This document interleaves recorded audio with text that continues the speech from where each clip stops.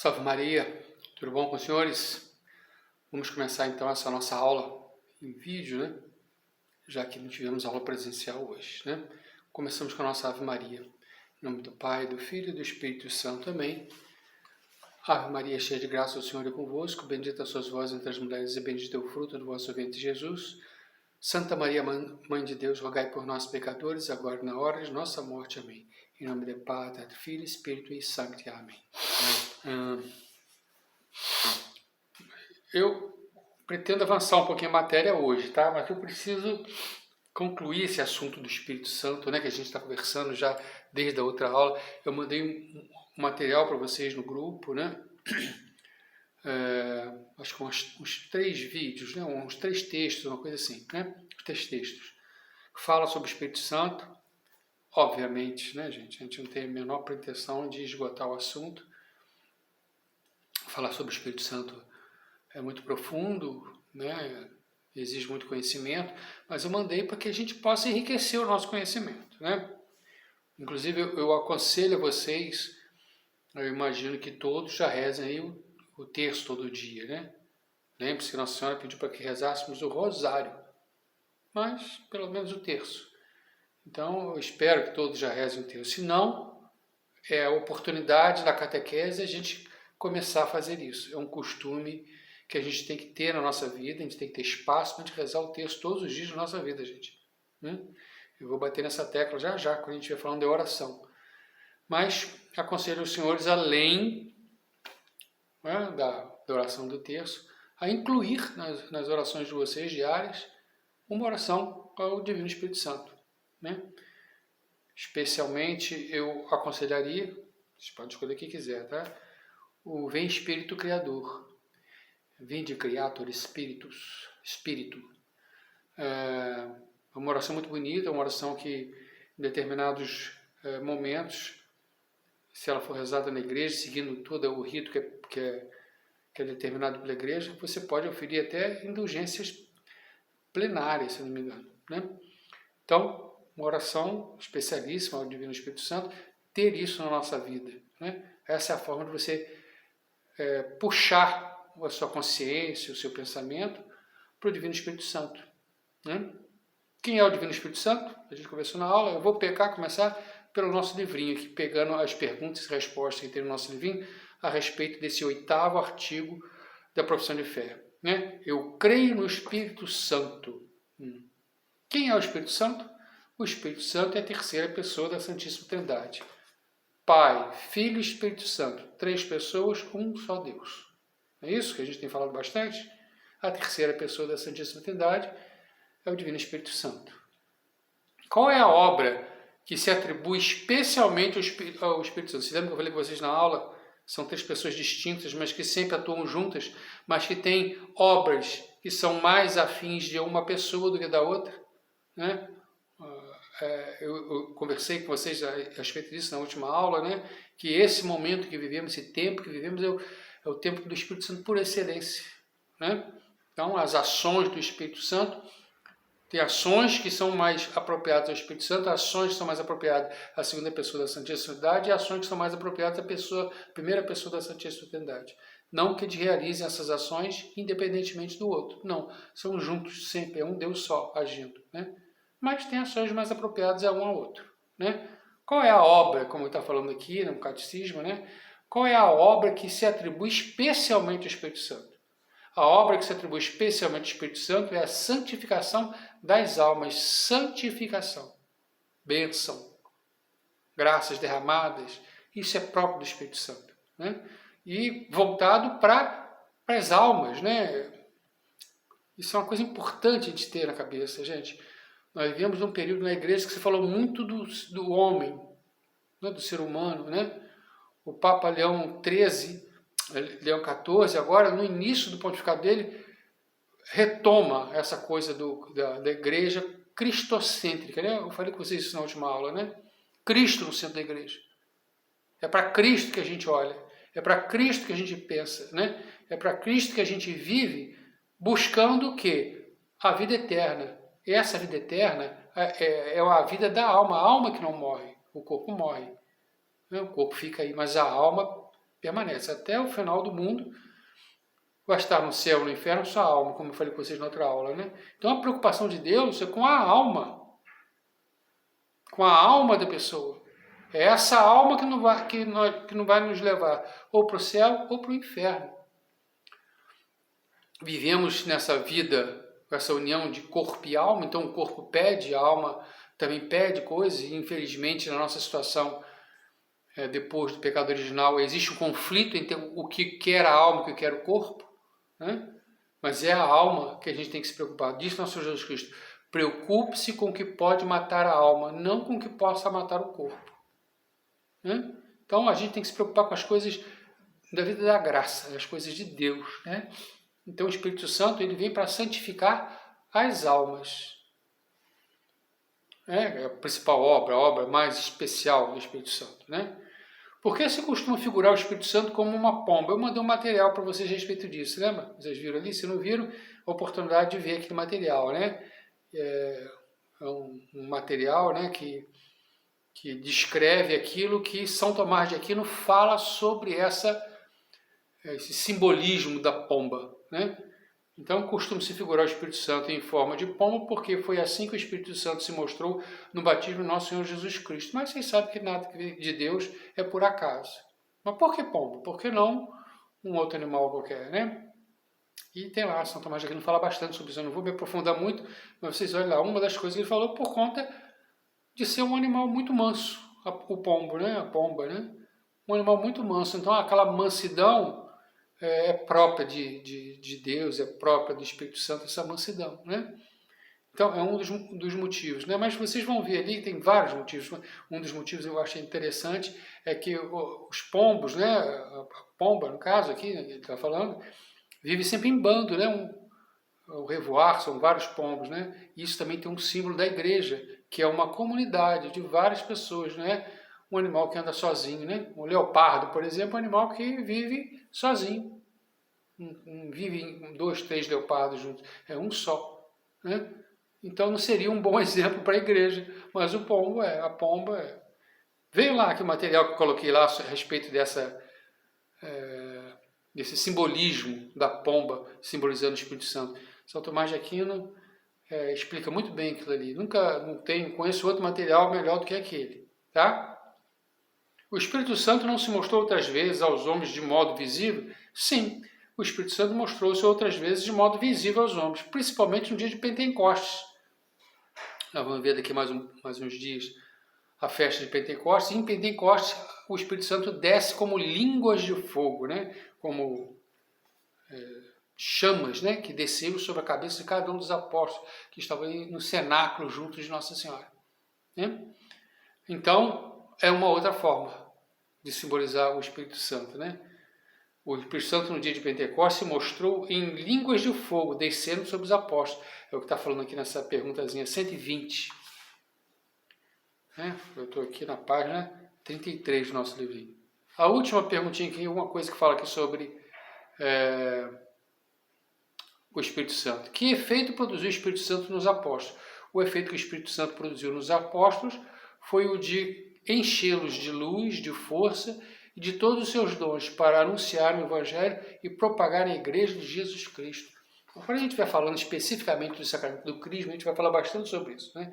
O sacramento do Crisma é um sacramento por excelência do Espírito Santo, por excelência, né? Porque revive esse sacramento aquilo que aconteceu em Pentecostes. Então nós vamos falar, eu coloquei um dos materiais aí que eu mandei para vocês, dos textos, né? Fala sobre os 7 dons do Espírito Santo, né? Na Crisma a gente fala bastante sobre esses 7 dons do Espírito Santo. Não quer dizer que no batismo você não recebeu esses dons, mas você recebeu esses dons num determinado nível, que era o necessário, o suficiente para te levar até a idade da razão, né? Uma criança não tem razão, vai ter... entendi a idade da razão com 14 anos, né? Hoje em dia, 14 anos já... A idade da razão hoje em dia talvez seja 12 anos, né? A igreja entende mais ou menos assim. Então, aqueles dons recebidos no batismo estão ali dessa forma, né? Mas eles potencialmente podem ser maiores, mais fortalecidos, e é isso que acontece no Crisma. No Crisma você recebe uma efusão de graças, um fortalecimento desses dons, né? De forma que você possa, de posse deles, vamos dizer assim, né?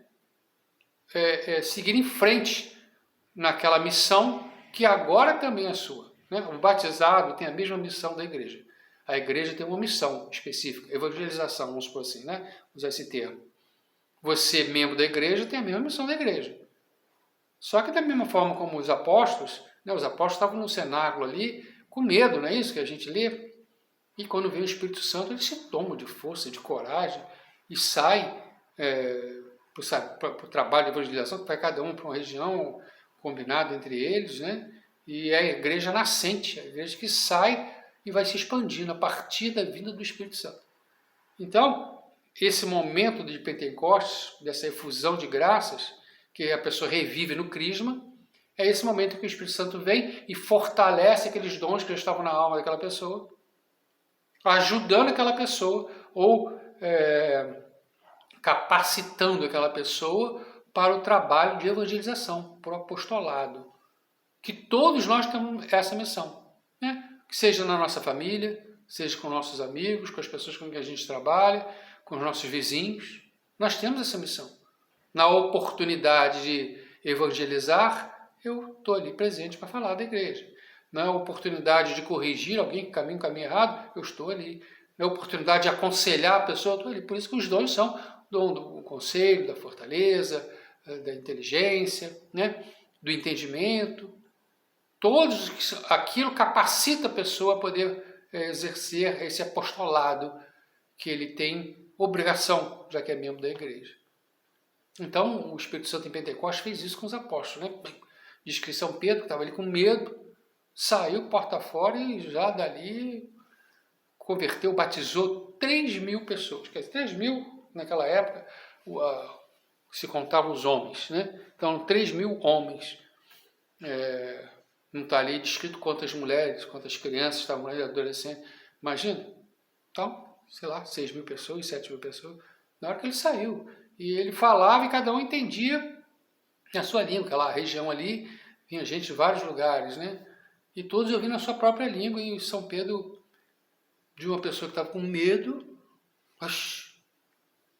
batizou. Imagina que discurso que ele não fez para converter 6, 7.000 pessoas de supetão, num momento assim. Olha a força do Espírito Santo, né? Então, assim, o nosso divino diz isso, mas, obviamente, como eu falei com vocês, né? É o grande esquecido, o Espírito Santo. A gente fala muito pouco do Espírito Santo, se estuda muito pouco do Espírito Santo e a gente conversa muito pouco sobre o Espírito Santo. Mas vivemos sob esse olhar do Espírito Santo. Vivemos nessa força do Espírito Santo. Ele que nos mantém vivo. Né? E a gente vê isso acontecendo. Se a gente tiver esse estar alerta à ver a ação do Espírito Santo na nossa vida, no nosso entorno, está aí. Se estamos vivos é porque ele nos mantém vivos. A vida, a nossa alma, que dá vida ao corpo, né? Que mantém o corpo vivo, é um dom e algo que o Espírito Santo mantém. Né? E não só a gente olhar para a nossa vida, se eu estou vivo, se eu acordei hoje e estou aqui falando com vocês, é por força do Espírito Santo. Né? São Paulo ensina assim, que nós somos templos do Espírito Santo. A inabitação, que é uma das formas de Deus estar presente na nossa vida, é essa morada que ele faz em nossa alma e tem uma ação especial do Espírito Santo de manter a gente vivo. Mas não só isso, né? Nós vimos aí agora o conclave para a eleição do Papa, né? E muita gente, né? O próprio Papa depois falou isso um pouco a respeito disso.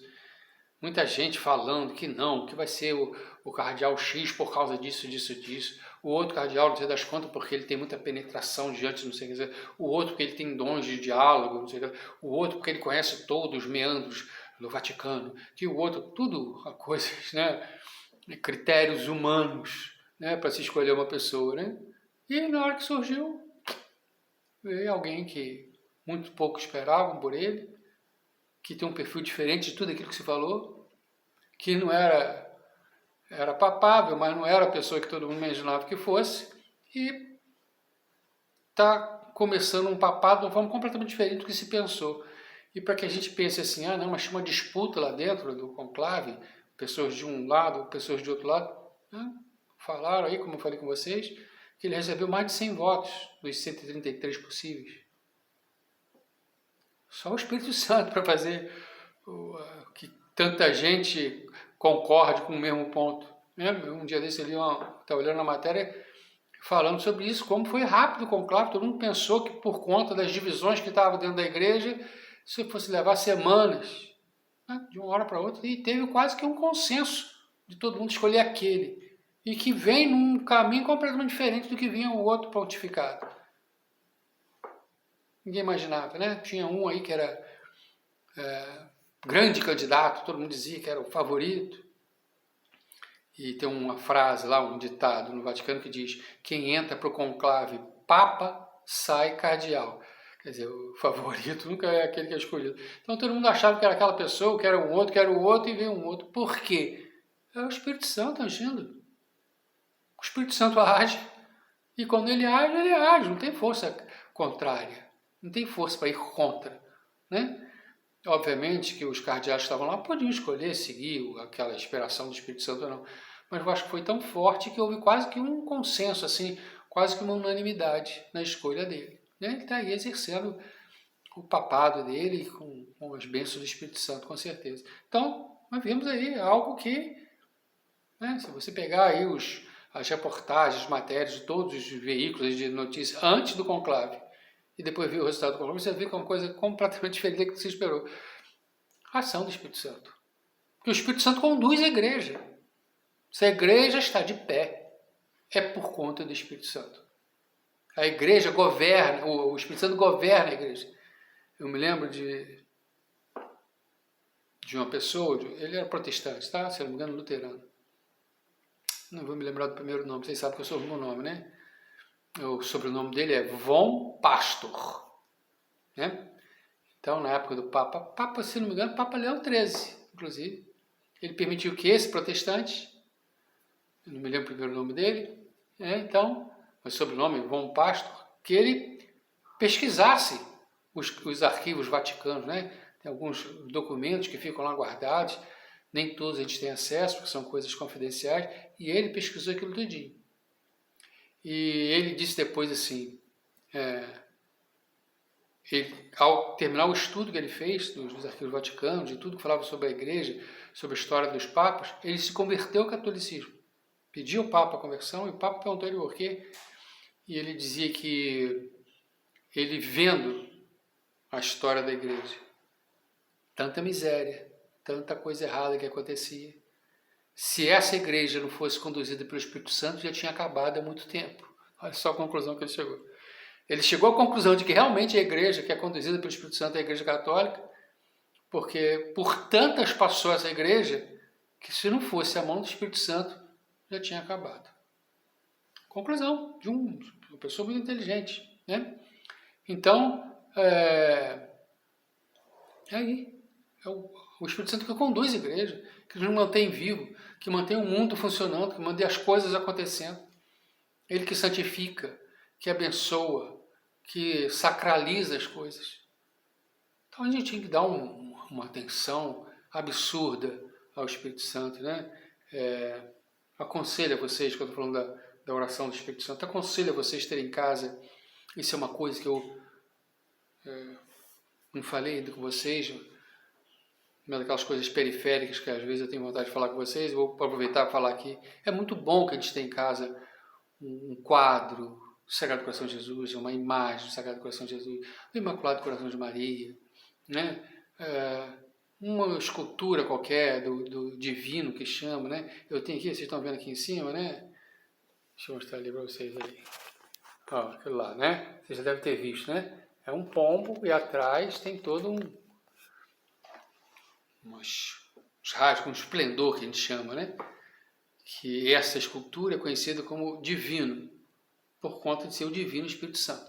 Então não é uma escultura do divino Espírito Santo, porque ele não tem corpo, mas é como a igreja permite representar como um pombo, então vocês devem ter visto vários lugares assim. É bom que eu tenha em casa algo assim. É bom que eu tenha em casa imagens, né? Sagrado Coração de Jesus, Imaculado Coração de Maria, dos santos de devoção de vocês. É extremamente recomendável que na casa de vocês tenha um oratóriozinho, um lugar que vocês colocam uma mesa, botam umas imagens, botam umas, né? Seja imagem, escultura, seja uma imagem, um ícone, né? um quadro, porque o ser humano precisa dessas coisas tangíveis. Então, aquilo que não está tangível a gente vai esquecendo. A gente não se lembra daquilo. Se lembra daquilo que está nos teus olhos. Saiu da sua visão, você já vai esquecendo daquilo. Importante a gente relembrar isso a todo momento. Então, se toda hora você passar por ali e tiver ali uma água benta para você se benzer na sua casa, excelente.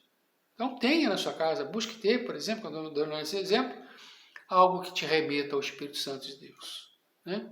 Porque é Ele que está te fazendo levantar naquele dia, é Ele que está te fazendo ter o alimento para você comer, é Ele que está fazendo a igreja existir e continuar existindo para o seu bem, para o nosso bem. Né? Se estamos aqui é por conta do Espírito Santo.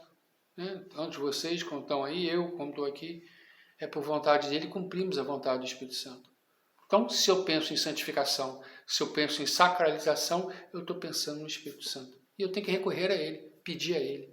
Por isso que eu falei com vocês que é bom que coloque na vida de vocês uma oração ao Espírito Santo. Eu depois vou ver se eu consigo postar essa oração vem Espírito Criador, né? Em latim é Vini Creator Spiritu.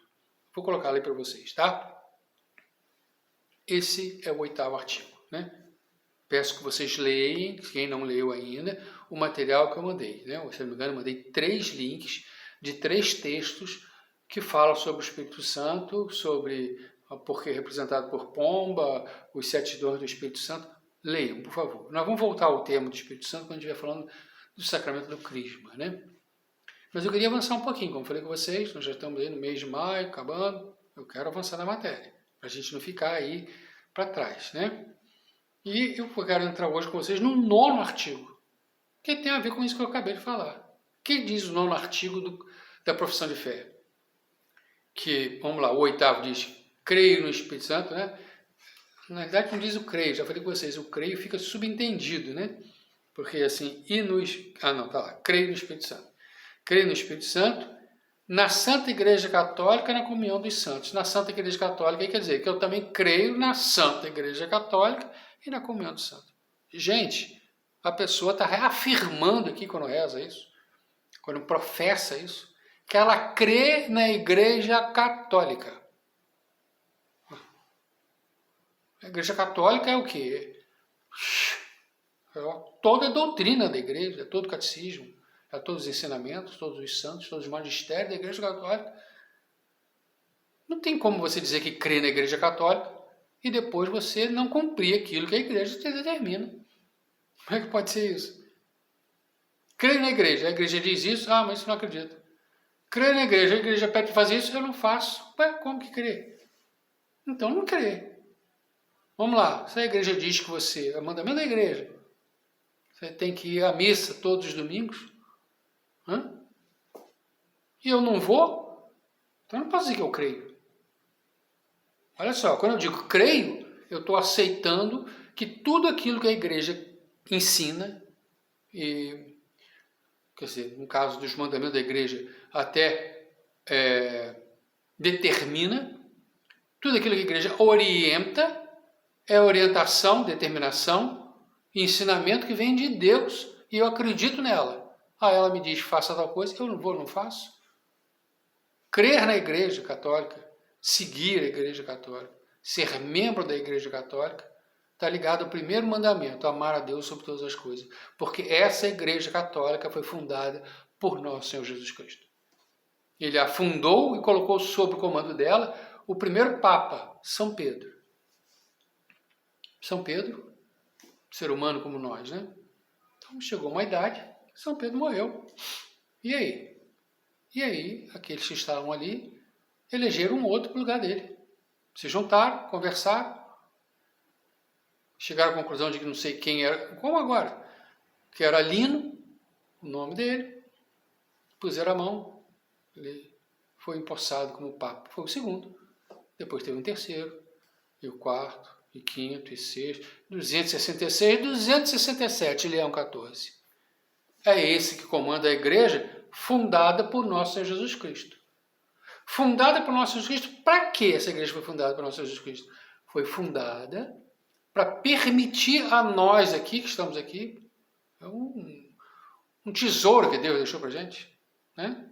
Fundada para que ela pudesse perpetuar no tempo os ensinamentos de Deus, pudesse perpetuar no tempo a distribuição dos sacramentos, por exemplo, a Eucaristia, que ela pudesse perpetuar no tempo os ensinamentos de Deus para aqueles tempos variados, né? Obviamente que no ano 300 não existia celular. Celular existe agora, né? E o uso que eu faço do celular, o uso que a humanidade faz do celular, o impacto que o celular tem na humanidade, é benéfico ou maléfico? Não, tem coisas boas e tem coisas ruins. Aí a igreja vem, olha, cuidado com isso, cuidado com aquilo, que isso não é de Deus. Então, se você pode usar o celular, você pode usar, né, a internet, mas cuidado com isso. Isso aqui não é de Deus nesse uso.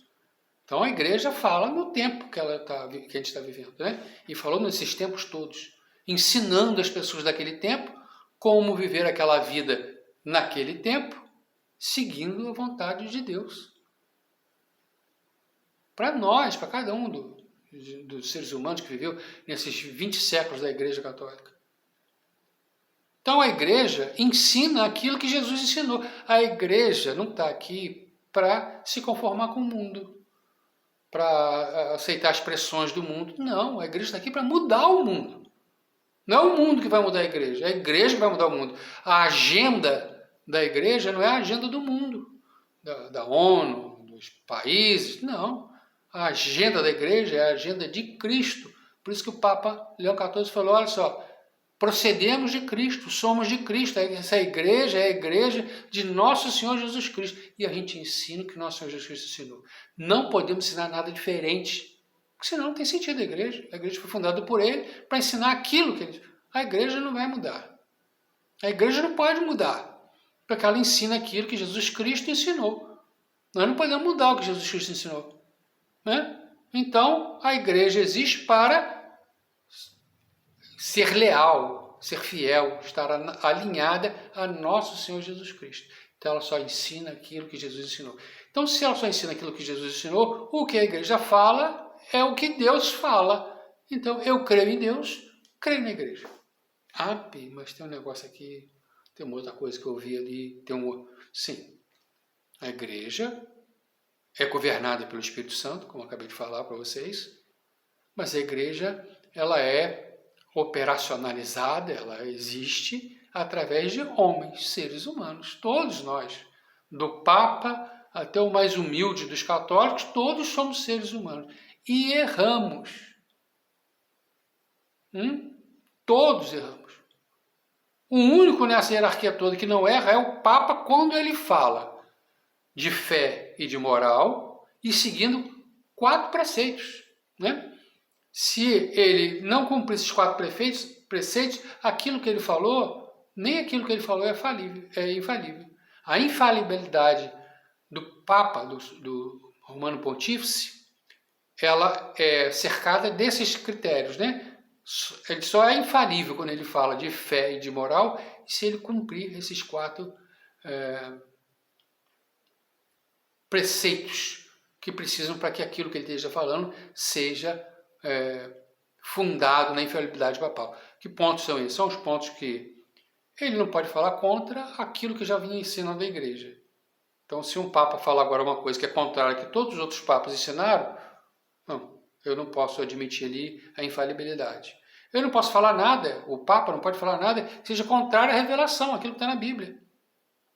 Se está na Bíblia, se é a palavra de Deus que diz tal coisa, o papa não pode ensinar o contrário. Se tiver, eu não considero infalível.